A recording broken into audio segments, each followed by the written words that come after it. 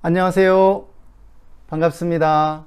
오늘도 우리가 주의 교회 주일 예배에 함께 해주시는 모든 분들을 주님의 이름으로 환영하고 축복합니다.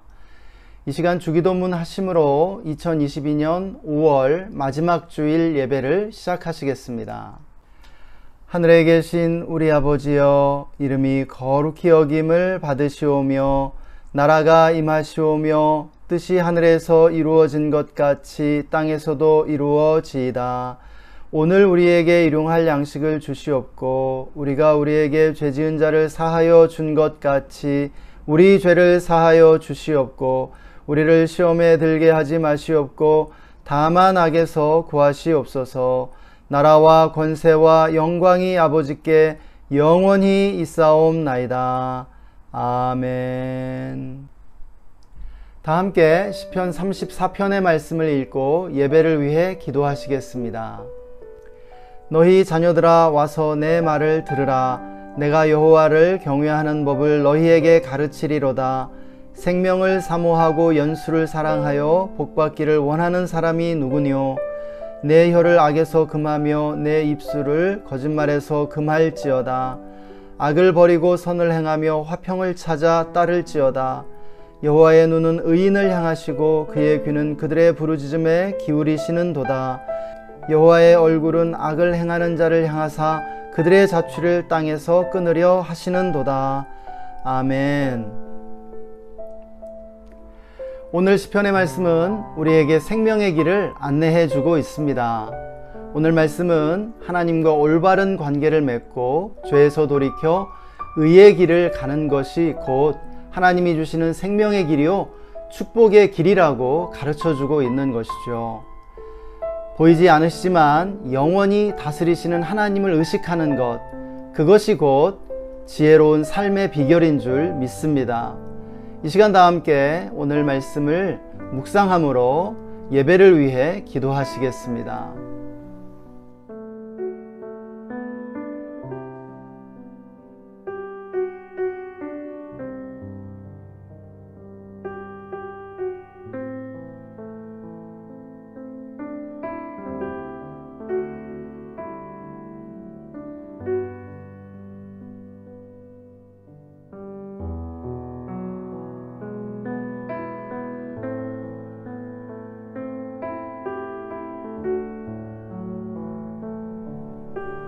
놀라우신 하나님, 영원히 통치하시는 하나님을 찬양합니다. 보이지 않으시지만 영원히 다스리시는 하나님을 의식하고 살아갈 수 있도록 우리를 인도해 주셔서 감사합니다.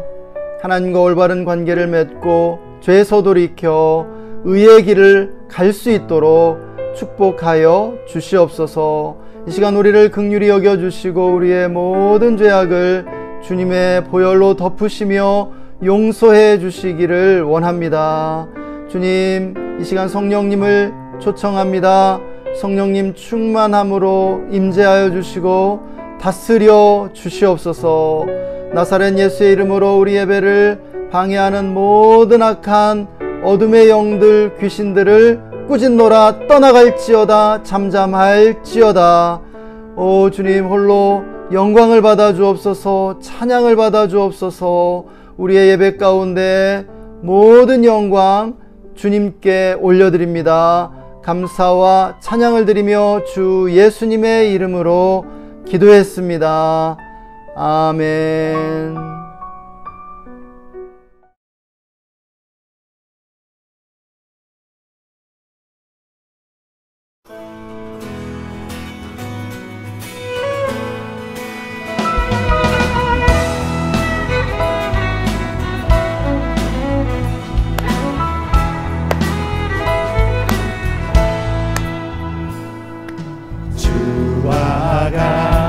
길 가는 건 즐거운 일 아닌가.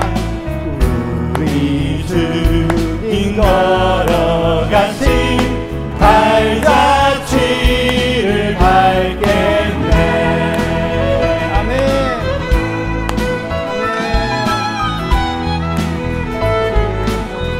어린아이 같은 우리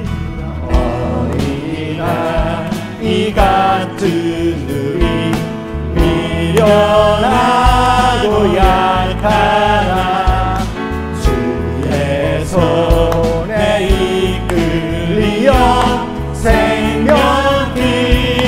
가겠네. 날마다 주님 따라가니 한 걸음씩 또 한 걸음씩 주님 나와 영원히 함께 하시니 기쁨으로 걸어가리. 아멘. 한 걸음 한 걸음 주 예수와 함께 날마다 날마다 우리는 걷게. 꽃이 피는 들판이나 꽃이 피는 들판이나 험한 골짜기라도 주와 인도하는 대로 주와 같이 걷겠네. 날마다 주님 따라가리. 한 걸음씩 또 한 걸음씩 주님 나와 영원히 함께 하시니 기쁨으로 걸어가리. 날마다 주님 따라가리. 한 걸음씩 또 한 걸음씩 주님 나와 영원히 함께 하시니 기쁨으로 걸어가리. 한 걸음 한 걸음 주 예수와 함께 날마다 우리는 걷게. 한 걸음 주 예수와 함께 날마다 우리는 걷게.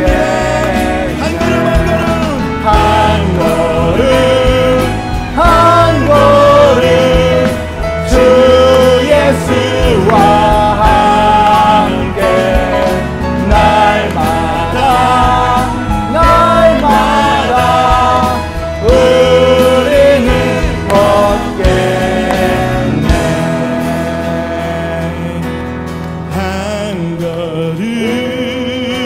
한 걸음 주 예수와 함께 날마다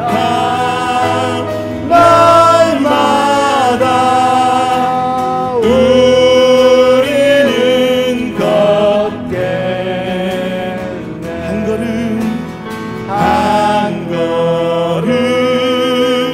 한 걸음 주 예수와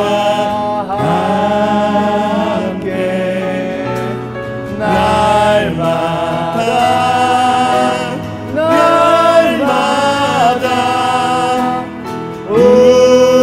우리는 걷겠네.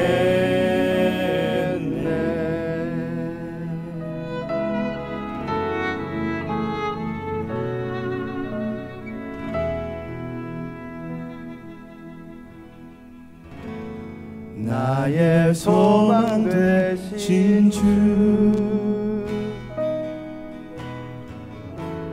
주를 바라봅니다.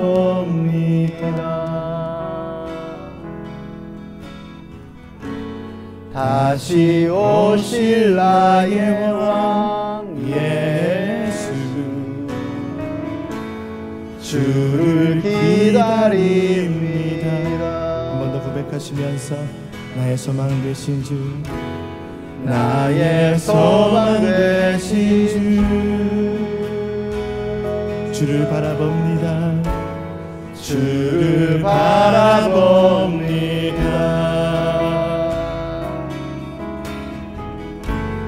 다시 오실 나의 왕 예수,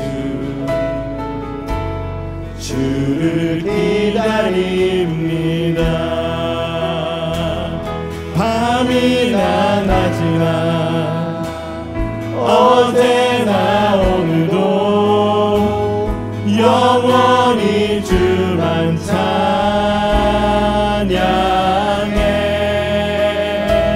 괴롭고 슬플 때 낭망하여 넘어져도 언제나 주만 찬양하겠네. 우리 주님을 바라보시면서 나의 소망 되신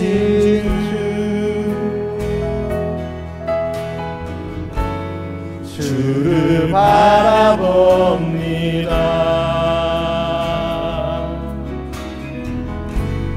다시 오실 나의 왕 예수, 주를 기다립니다. 밤이나 낮이나 어제나 오늘도 영원히 주만 찬양해.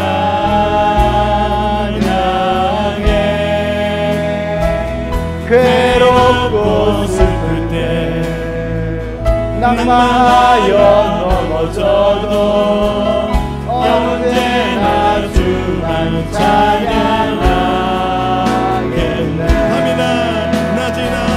밤이나 낮이나 어제나 오늘도 영원히 주만 찬양해.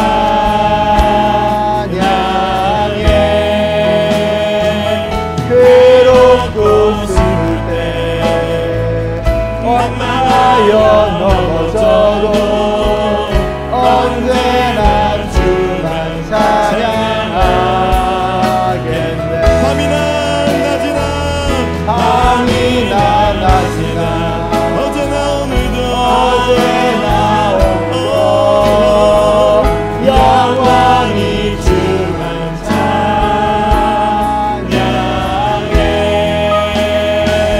괴롭고 슬플 때 낭망하여 넘어져도 언제나 주만 찬양하겠네. 주님 그 나라에 이를 때까지 순례의 걸음 멈추지 않으며 어떤 시련이 와도 나 두렵지 않네.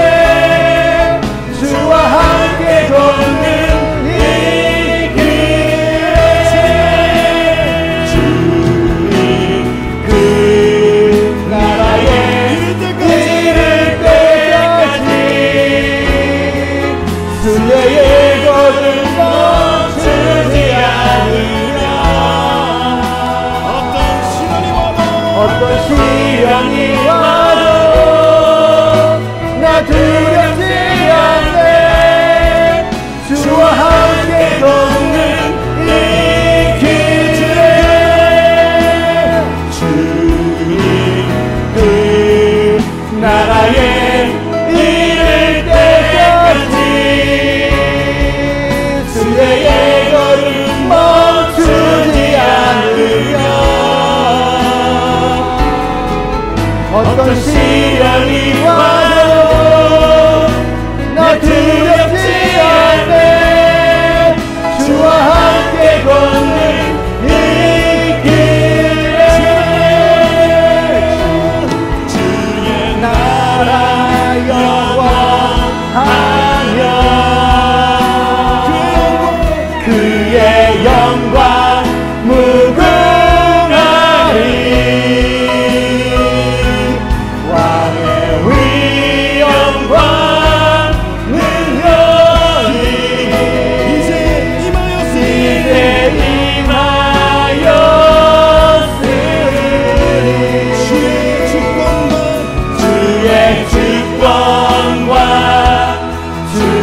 통치와 주의 나라 힘과 권세 임하네. 예수 하나님의 공 주의 영원하며 주의 나라 영원하며 그의 영광 무궁하리. 왕의 위엄과 능력이 이제 임하였으니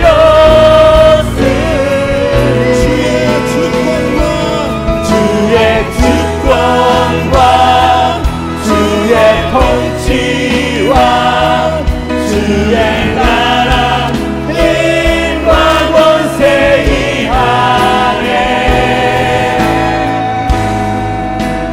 예수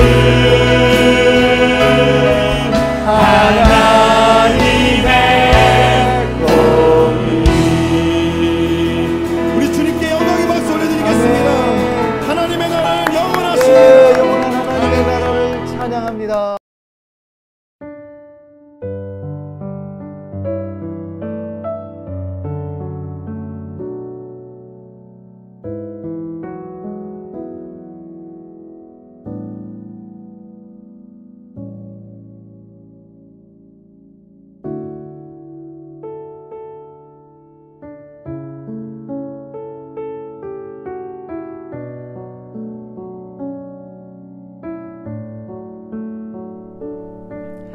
영원하신 하나님의 나라를 찬양합니다. 모든 나라와 권세와 능력이 주님께 홀로 있음을 고백합니다. 이 시간 함께 예배하는 모든 성도님들을 축복합니다. 하나님 나라에만 충성하고 하나님 나라를 기업으로 받는 복된 하나님의 자녀 되게 하여 주옵소서. 우리나라를 긍휼히 여겨주시고 하나님이 다스리시는 나라 되게 해주시기를 원합니다. 남과 북에 평화를 내려주시고 속히 평화 통일 이루게 하여 주옵소서. 우크라이나에 평화를 주시고 속히 전쟁이 끝날 수 있도록 축복해 주옵소서. 이 시간 말씀을 듣기 원합니다. 말씀 가운데 큰 은혜 내려주시고 하나님만 홀로 영광받아 주옵소서. 감사드리며 주 예수님의 이름으로 기도했습니다. 아멘. 오늘 우리에게 주시는 하나님의 말씀 마태복음 5장 5절의 말씀입니다. 다 함께 한 목소리로 말씀 읽겠습니다. 온유한 자는 복이 있나니 그들이 땅을 기업으로 받을 것이며. 아멘. 할렐루야. 우리에게 5월 한 달을 잘 보내고 새로운 달 6월을 맞이하게 하시는 하나님을 찬양합니다. 오늘 말씀은 온유한 사람이 복을 받고 땅을 기업으로 받는다는 말씀입니다. 시편 37편 11절에도 이 비슷한 말씀이 있죠. 그러나 온유한 자들은 땅을 차지하며 풍성한 화평으로 즐거워하리로다 말씀합니다. 성경에서 온유함은 하나님과 예수님의 성품이고요, 지도자들이 갖춰야 할 덕이며 고린도전서 15장에 열거된 사랑의 특징 중 하나입니다. 그럼 온유한 사람은 어떤 사람일까요? 부드러운 사람, 친절한 사람, 고집부리지 않는 사람, 양보하는 사람, 이겨먹으려고만 하지 않는 사람, 오래 참고 인내하는 사람이죠. 극심한 스트레스 상황에서도 유머와 웃음의 여유를 잃지 않는 사람이요, 넓은 마음과 관용의 미덕을 베풀 줄 아는 사람입니다. 본문은 하나님이 온유한 사람을 좋아하시고 복을 주신다고 가르쳐 줍니다. 특별히 땅을 기업으로 주신다는 것이죠. 땅을 차지한다, 땅을 기업으로 받는다는 것은 무엇을 의미할까요? 유대인과 한국인들에게는 공통점이 있습니다. 땅에 중독된 백성들이라는 것이죠. 한국인들은 세계 어디를 가든지 부동산에 관심을 갖고 부동산 투기를 한다고 합니다. 땅에 애착을 갖는 농경민족의 후손이기 때문이겠죠. 유대인들도 마찬가지입니다. 성경에 나타난 그들의 역사는 약속의 땅 가나안을 차지하기 위한 투쟁의 역사였죠. 또 그들은 그 땅을 잃고 흩어졌다가 다시 그 땅으로 돌아오기를 반복합니다. 노벨 문학상을 받은 펄벅의 대표작이 대지라는 소설입니다. 이 소설은 20세기 초 중국 농민들의 생활상을 잘 보여주는데요. 농민이 얼마나 땅에 애착을 갖고 사랑하는지 보여주고 있죠. 역사를 보면 대부분의 농민들은 토지를 소유하지 못했습니다. 그들은 단지 땅에 종속된 노예, 다른 말로 소장농이나 농노가 되어 지주나 지배자들에게 극심한 착취를 당해야 했죠. 이런 맥락에서 땅을 차지한다는 것은 노예 상태에서 벗어나 해방되고 가난에서 벗어나 부유해진다는 의미가 있다고 볼 수 있겠습니다. 오늘 본문에서의 맥락도 다르지 않은 것으로 보입니다.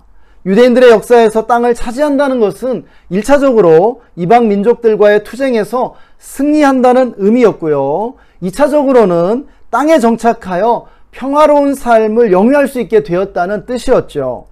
그러면 오늘은 성경의 인물 세 사람을 통해 우리가 어떻게 온유한 성품을 개발해 갈 수 있을지 함께 생각해 보도록 하겠습니다. 첫째, 우리는 온유함을 개발하기 위해 적대적인 환경에서 사람들과 동거하는 법을 배워야 합니다. 여기서 동거라는 단어를 상생이라는 단어로 바꿔도 될 것 같습니다. 창세기에서 온유함을 대표하는 인물이 이삭이죠. 그의 아버지 아브라함과 이삭은 가나안 땅이라는 적대적인 환경에서 살아남아야 했죠. 그들은 그들을 둘러싼 적대적인 환경에서 생존하기 위해 온유함을 개발하지 않으면 안 되었습니다. 여기서 우리가 한 가지 기억해야 할 것이 있는데요. 고대인들 역시 현대인들 못지않게 치열한 삶의 정황 속에서 살았다는 사실이죠. 고대인들은 현대인들보다 더 치열하고 투쟁적인 정황 속에서 살아야 했습니다. 그들은 법과 질서가 갖춰지지 않은 세상에서 생존을 위해 환경과 투쟁해야만 했습니다. 따라서 우리는 그들에게서 배워야 할 줄 믿습니다. 온유함은 아브라함과 이삭이 적대적인 환경에서 살아남기 위해 채택한 최고의 전략이었죠. 그들은 가나안에서 이방인이었기 때문에 왕따를 당했고요. 배척당해야 했죠. 무시와 따돌림을 당하며 차별을 받으면서 그들이 생존을 위해 선택한 것이 온유함이었습니다. 아브라함은 그 땅에서 친구들을 사귀며 동맹을 맺었고요. 사라의 매장지를 구매하면서 거금을 요구하는 불리한 거래에 기꺼이 응하는 모습을 보여줍니다. 이삭은 아버지보다 더했죠. 거부가 된 그를 블레셋 사람들이 시기해서 쫓아내면 그냥 쫓겨났고요. 우물을 파서 얻은 물군원을 블레셋 사람들이 빼앗을 때마다 싸우지 않고 양보하기를 반복하는 모습을 보여줍니다. 사막에서 우물은 생명처럼 소중함을 여러분은 아실 것입니다. 결국 어떻게 됩니까? 이렇게 못살게 구는데도 이삭은 점점 형통하게 되고요. 이 모습을 본 블레셋 왕이 이삭에게 찾아와 동맹을 맺는다는 것 아니겠습니까? 한 부족의 왕이 일개 외국인과 동맹을 맺는다는 것이에요. 이삭이 승리한 것이죠. 현대 신앙인들도 아브라함과 이삭 못지않게 적대적인 환경에 둘러싸여 있습니다. 그래서 현대인들은 흔히 온유하기 어렵다고 생각하죠. 강하고 이기적이며 싸우기 좋아하는 사람들이 우리를 괴롭히기 때문이에요. 저도 대규모 조직에서 생활해 보니 양보하면 손해보는 것이고 순하게 굴면 무시당하게 되더군요. 그래서 우리는 자연히 전투력을 강화시켜야 하고 자기 주장을 관철하기 위해 싸워야 한다고 생각하게 되는 것 같습니다. 그러나 아브라함과 이삭은 이와 동일한 환경에서 온유함을 전략으로 선택했다는 사실입니다. 만약 그들이 강한 민족들과 부딪히고 갈등했다면 어떻게 되었겠습니까? 그들은 멸절당하거나 추방되었을 겁니다. 그러나 그들은 갈등하고 다투기보다는 양보하고 불의와 불공정조차도 인내하면서 살기로 선택했죠. 지금 보면 얼마나 지혜로운 선택이었습니까? 우리도 그들의 지혜를 배워야 할 줄 믿습니다. 둘째, 우리는 온유함을 개발하기 위해 비난과 공격을 받을 때 화내지 않고 참는 법을 배워야 합니다. 온유하다는 것은 화를 내지 않는다는 의미이기도 하죠. 구약에서 온유함을 대표하는 두 번째 인물이 바로 모세입니다. 민수기 12장 3절의 말씀은 모세의 온유함이 지면의 모든 사람보다 뛰어났다고 평가하고 있습니다. 우리가 모세에 대해 생각해 보면 모세는 늘 비난받는 지도자였죠. 현대적으로 말하자면 그는 거대 야당에 둘러싸여 있었고 언론도 모세 편이 아니었습니다. 백성들은 문제만 생기면 모세를 원망했고 비난했죠. 그의 편에는 아론과 미리암 그리고 여호수아와 갈렙이 있을 뿐이었습니다. 그런데 모세 편이었던 아론과 미리암마저 등을 돌리고 모세를 비난한 적이 있죠. 민수기 12장에서 아론과 미리암은 모세의 허물을 내세워 비난합니다. 그때 모세가 아무 반응도 하지 않고 하고 싶은 말 많았지만 참았다는 겁니다. 여기서 성경은 모세의 온유함이 지면의 모든 사람보다 뛰어났다고 기록해주고 있는 것이에요. 그러자 어떻게 됩니까? 하나님이 개입하셔서 모세를 변호하시고 아론과 미리암을 책망하시는 모습을 볼 수 있습니다. 모세는 이때뿐 아니라 평생 비난받고 억울한 소리를 들어야 했죠. 출애굽기부터 신명기까지 백성들이 늘 불평하고 원망하며 모세와 대립했던 것이에요. 그때마다 모세는 어떻게 했습니까? 먼저 하나님께 엎드리는 모습을 보여줍니다. 하나님께 억울함과 비난받는 고통을 올려드렸던 겁니다. 그리고 그때마다 하나님이 모세를 변호해 주시도록 했죠. 우리도 이렇게 해야 할 줄 믿습니다.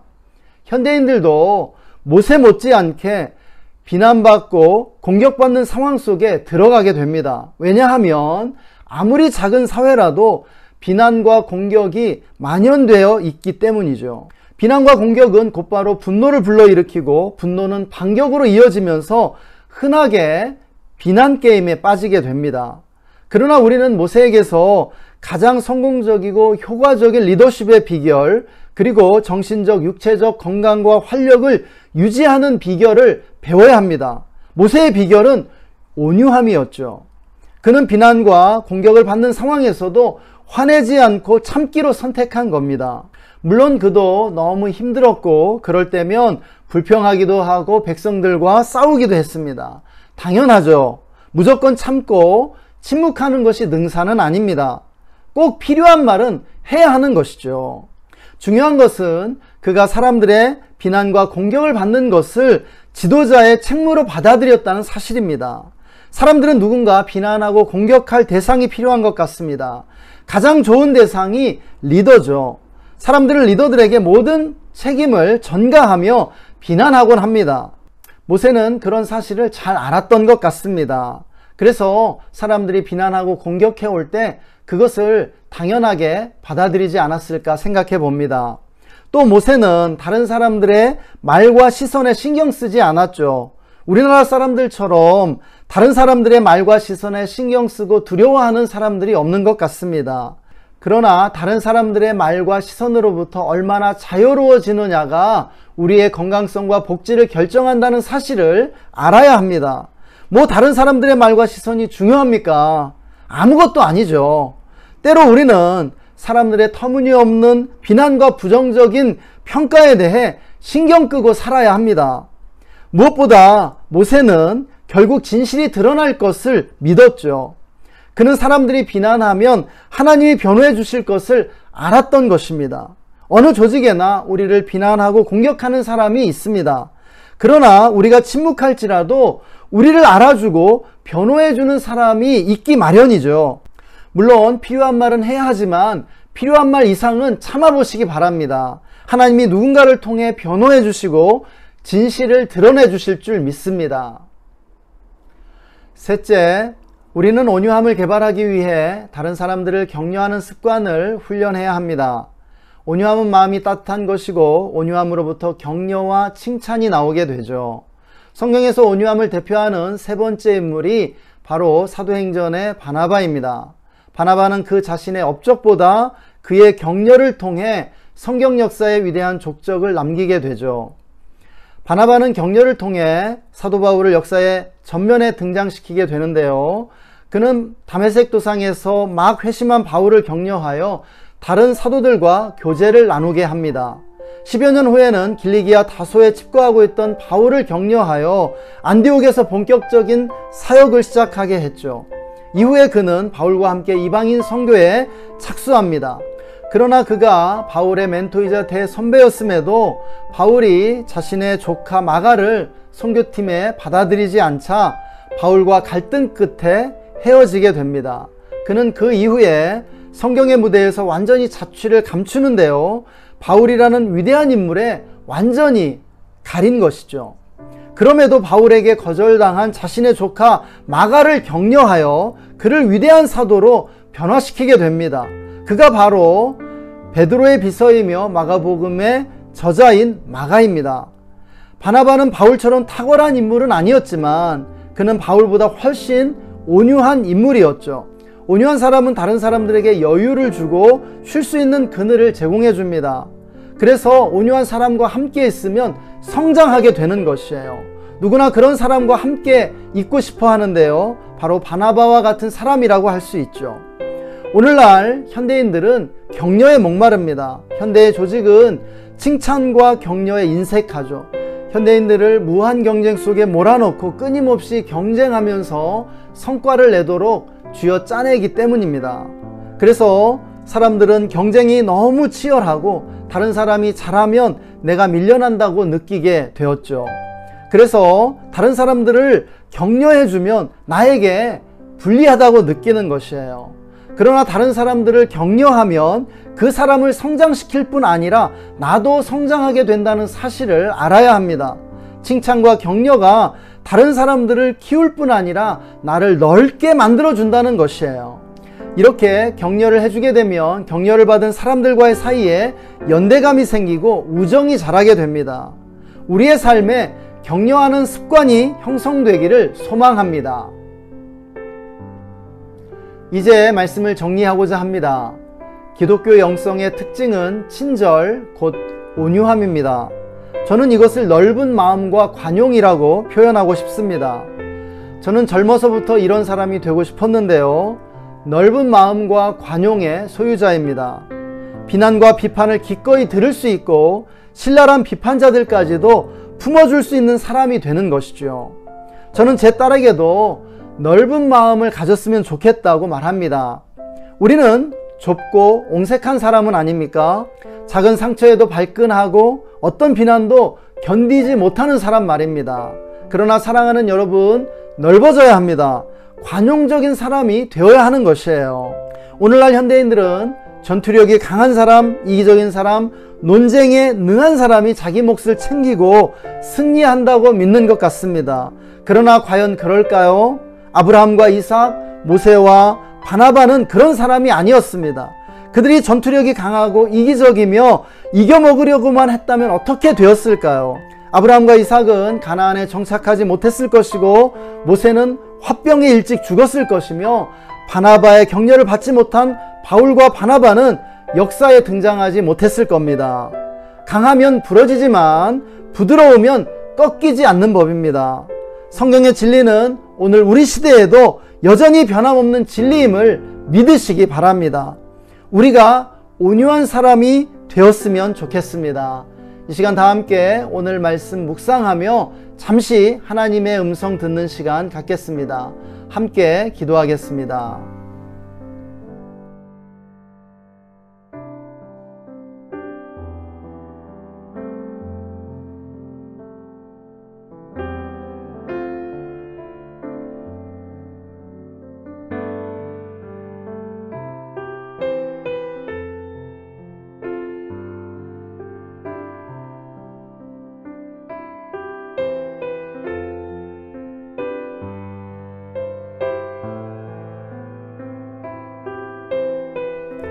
하나님, 오늘도 우리에게 말씀해 주셔서 감사합니다. 겸손하고 온유하신 예수 그리스도를 바라봅니다. 하나님, 우리가 온유한 사람 되게 해 주십시오. 아브라함과 이삭처럼 온유함을 전략으로 선택할 수 있는 자들이 되게 해주시기를 원합니다. 적대적인 환경에서도 사람들과 동거하는 법을 배우게 하여 주옵소서. 비난과 공격을 받는 상황 속에서도 모세처럼 화내지 않고 인내할 수 있도록 축복하여 주옵소서. 또한 바나바처럼 다른 사람들을 격려하며 다른 사람들을 키워주고 양육할 수 있는 사람이 되게 하여 주옵소서. 아버지의 온유함의 영성을 갖게 하여 주옵소서. 온유함의 영성이 날마다 우리의 삶 속에 자라게 하여 주시기를 원합니다. 감사와 찬양을 드리며 주 예수님의 이름으로 기도했습니다. 아멘. 지금은 온유하고 겸손하신 우리 주 예수 그리스도의 놀라우신 은혜와 온유함으로 우리들을 격려하시고 세워주시는 하나님 아버지의 영원하신 사랑하심과 온유함으로 우리의 갈 길을 지도하시고 인도해 주시는 성령님의 내주 충만 교통 기름 부으심이 오늘 말씀을 듣고 온유함을 전략으로 선택하고 온유한 사람 되기로 다짐하는 모든 성도님들과 그 가정과 직장과 삶의 현장 위에, 그리고 우리가 주의 교회와 우리나라 대한민국 위에 지금으로부터 영원토록 함께 계시기를 간절히 축원하옵나이다. 아멘.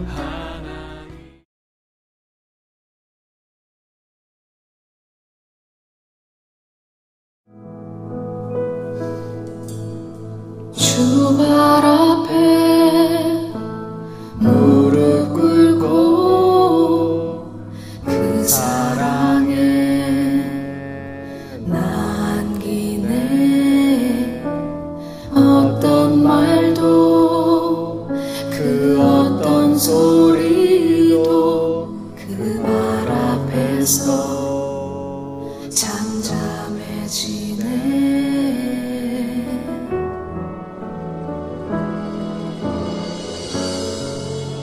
주 나의 사랑 그 발 앞에 앉아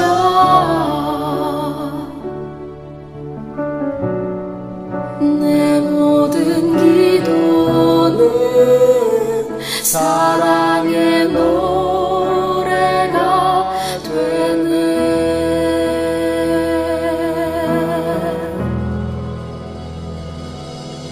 주의 옷자락 만지며 주의 두 발을 씻기며 주님 그 발에 입 맞추며 나의 왕과 들러으리. 주의 옷자락 만지며 주의 두 발을 씻기며 주님 그 발에 입 맞추며 나의 왕과 들러으리.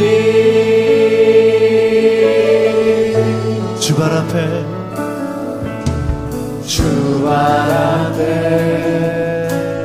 무릎 꿇고 그 사랑에 남기네. 어떤 말도 그 어떤 소리도 그 발 앞에서 잠잠해지네. 주 나의 사랑 주 나의 사랑 그 발 앞에 앉아 내 모든 기도는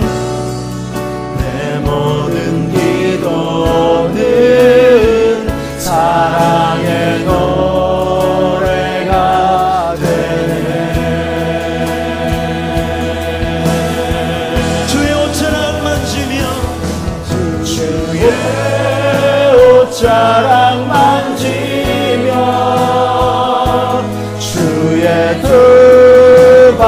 부르신 길